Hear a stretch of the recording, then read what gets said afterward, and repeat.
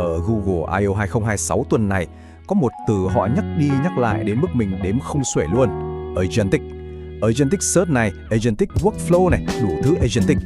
Nghe thì có vẻ như một cái marketing buzzword quen thuộc, kiểu mấy năm trước người ta hay hype cái Metaverse vậy đó. Nhưng mà lần này mình ngồi đọc kỹ lại thì, nó khác. Thực sự khác, nó không chỉ là AI gợi ý cho mình nữa, cũng không phải kiểu Copilot ngoan ngoãn ngồi đợi mình hỏi rồi mới trả lời. Nó là việc AI tự lên kế hoạch, tự gọi tool, tự chạy, và nó chỉ quay lại hỏi mình khi nào thật sự cần thiết. Cái đó trong thực tế là trông như thế nào, mình sẽ mổ xẻ hết trong bài phân tích này. Chào các bạn, mình là Hùng Đắc. Trước khi đi sâu vào cái từ khóa nghe có vẻ đao to búa lớn kia, mọi người cùng mình hình dung lại một hình ảnh quá quen thuộc đi. Sáng vào công ty, vừa mở máy lên là cái taskbar đập thẳng vào mặt với một đống ticket. Mình lướt qua một lượt phân loại trong đầu, rồi bắt đầu mở ChatGPT lên hỏi một cái gì đó, copy kết quả về, paste vào code, chạy thử, lòi ra lỗi, lại vác cái lỗi đó quay lại hỏi tiếp. Cứ tab này nhảy qua tab kia, copy, paste, chỉnh sửa, chạy lại. Nó cứ thành một cái vòng lặp vô tận. Cả buổi sáng trôi qua mình cảm giác là wow, hôm nay mình làm việc năng suất quá, bận rộn quá đúng không? Nhưng sự thật mất lòng là gì? Chúng ta vừa làm thư tí cho AI suốt mấy tiếng đồng hồ, chứ không phải nó làm trợ lý cho mình. Cái cảm giác đó, mình tin là rất nhiều bạn ở đây đang quen với nó mà không hề để ý, cứ nghĩ là mình đang áp dụng công nghệ mới hiệu quả lắm. Nhưng mà khoan, dừng lại một chút. Hồi trước mình có nói về vibe coding, bạn nào theo dõi chắc nhớ cái cảm giác đó. Nó là cái kiểu mà mình cứ chat với AI rồi bùm một phát, nó build ra cái app luôn, không cần phải đọc hay hiểu từng dòng code. Và nó là rất sướng, rất nhanh khi chúng ta cần làm một cái prototype hay cần demo ý tưởng trong một buổi chiều. Nhưng thử vác nguyên cái đó vào môi trường làm việc thật, với deadline thật và hệ thống production thật xem. Mọi thứ nó bắt đầu lung lay ngay lập tức. Code chạy được đấy, nhưng chả ai hiểu tại sao nó chạy. Mà mốt feedback hay maintain 6 tháng sau thì ôi thôi, giống như đang đọc văn tế của người khác viết vậy. Và đây chính là điểm mấu chốt này. Ở sự kiện của Sequoia năm ngoái, Andres Carpati đã phân biệt một ý rất hay mà mình muốn dịch ra ngôn ngữ bình dân cho mọi người dễ hiểu. Vibe coding á, nó giống như việc bạn xây nhà bằng Lego vậy.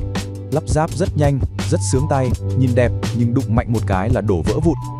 Còn Agentic Workflow, nó là xây nhà mà có bản vẽ, có móng, có đổ bê tông, có kỷ luật đàng hoàng. Nó chia thành từng module rành mạch, giữ nguyên được cái sự chặt chẽ và chất lượng của một phần mềm chuyên nghiệp. Đừng nhầm lẫn hai cái khái niệm này nhé, vì nhầm một phát là chúng ta sẽ dùng AI sai cách trầm trọng luôn. Vậy thì thay vì ngồi đọc mấy cái định nghĩa kiểu sách giáo khoa khô khan, để mình chỉ cho các bạn xem cách mà cái hệ thống có kỷ luật này nó hoạt động trong thực tế ra sao. Mình sẽ lấy vài ví dụ cụ thể để mọi người dễ hình dung. Giả sử chúng ta có một cái task rất chán là viết release note cho cái sprint vừa xong đi. Cách cũ là gì?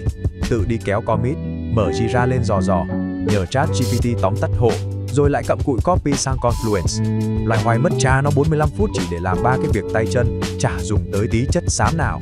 Nhưng với Agentic Workflow, chúng ta sẽ set up một con agent cắm thẳng vào Git, Jira và Confluence. Bạn chỉ cần ra lệnh, đúng một câu, nó sẽ tự động pull history, tự draft chuẩn format công ty rồi đẩy lên Confluence. Toàn bộ quá trình chắc mất đâu đó 5 phút. Và cái điểm ăn tiền nhất, nó nằm ở bước số 3 và số 4 này. Con AI nó không có tự ý publish bậy bạ, nó biết điểm dừng, nó ping bạn và ngoan ngoãn chờ bạn approve. Tức là AI làm hết phần việc vác ngả voi nặng nhọc và trừ lại quyền quyết định cuối cùng cho con người.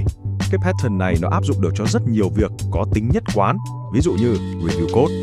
Thay vì ngồi căng mắt dò từng dòng code mất cả nửa tiếng cho một cái PR, agent nó sẽ tự pull PR về, chạy test, check convention các kiểu và tạo ra sẵn một cái báo cáo tóm tắt những điểm cần chú ý. Đến tay mình á, mình chỉ mất đúng 5 phút để đọc lướt qua và chốt là approve hay bắt phải sửa. Mọi người thấy không? Mình vẫn làm trọn vẹn công việc của một senior dev, vẫn cầm trịch dự án, nhưng cái phần cày cuốc tốn thời gian nhất thì agent nó dọn dẹp sạch sẽ hết rồi. Các anh em dev nghe đến đây chắc thấy triết lý này quen đúng không? Đúng rồi đấy, nó chính xác là triết lý của kiến trúc microservices chứ đâu. Thay vì đắp một cục monolith to đùng, ôm đồm cố làm hết mọi thứ, rồi lăn ra lối không biết đường nào mà lần, thì Agentic Workflow nó chia nhỏ task ra. Mỗi phần sẽ được xử lý bởi một agent hoặc tool chuyên biệt, rồi có một lớp điều phối tất cả bọn chúng lại.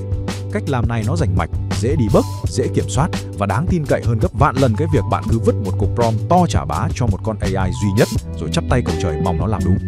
Chà, nãy giờ mình nói nghe toàn màu hồng, nghe sướng tai đúng không? Nhưng dân làm kỹ thuật với nhau thì mình phải nhìn vào thực tế.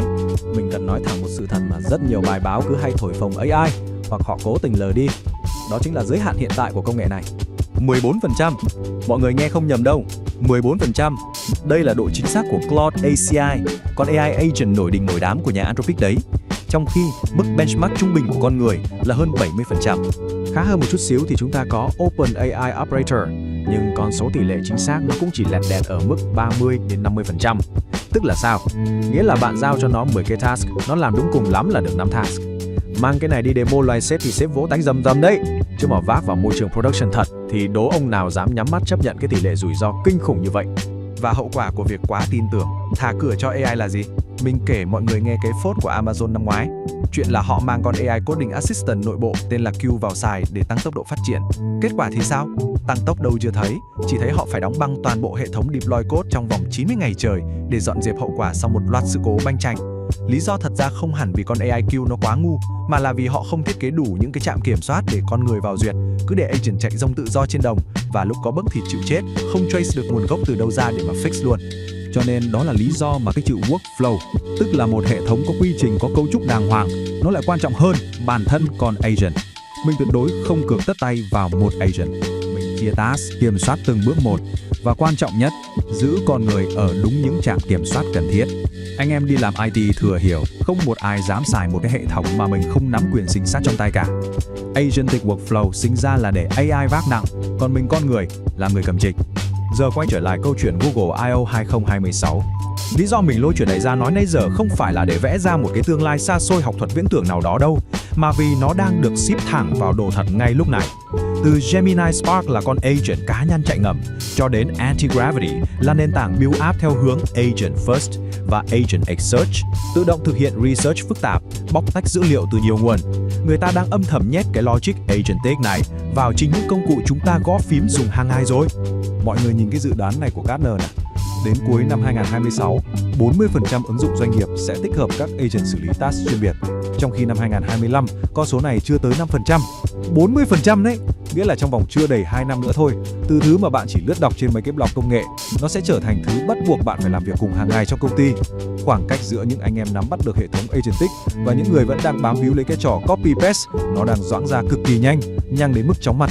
Thế nên, thứ quan trọng nhất để sống sót và bứt phá trong ngành hiện tại, thật ra không phải là chạy theo xem tool nào xịn hơn tool nào đâu, mà là cách chúng ta thay đổi cái tư duy làm việc mỗi sáng. Từ ngày mai, trước khi đụng tay vào gõ bất cứ dòng code nào, các bạn hãy dừng lại một nhịp và tự hỏi, phần nào trong cái task này thật sự cần đến não của mình? Phần nào mình đang phải làm bằng tay chân chỉ vì mình chưa chịu set up một cái hệ thống để làm thay? Nghe thì có vẻ đơn giản sáo rỗng, nhưng tin mình đi, câu hỏi này nó sẽ định hình lại toàn bộ cách chúng ta phân bổ thời gian trong một ngày làm việc. Để mình đưa ra một cái bước nhỏ xíu, cực kỳ thực tế để mọi người có thể áp dụng ngay ngày mai luôn nhé. Mỗi sáng thay vì tốn 30 phút lướt Slack xem tối qua có biến gì, sếp có nhắn gì không, thì hãy set up một con agent tự đọc, tự phân loại tin nhắn theo mức độ urgent và draft sẵn cho bạn một bản tóm tắt. Mọi người lên công ty, nhâm nhi ly cà phê, mất đúng 5 phút đọc qua cái tóm tắt đó rồi bắt tay vào làm việc thật sự luôn. Thời gian và năng lượng tiết kiệm được, mình dùng cho việc tư duy bậc cao. Mình làm được như vậy, bảo sao người ta nói dùng AI xong nhàn hơn 40-50% thời gian là vậy đó. Để chốt lại cái bài phân tích hôm nay, mình rất thích cái hình ảnh so sánh bình dân này. Trước đây, giả sử mình là một ông bếp trưởng đi, nhưng mình xuôi cái là phải kiêm luôn việc của phụ bếp, tự đi thái hành, vo gạo, rửa rau, rồi nấu xong phải tự dọn dẹp rửa bát.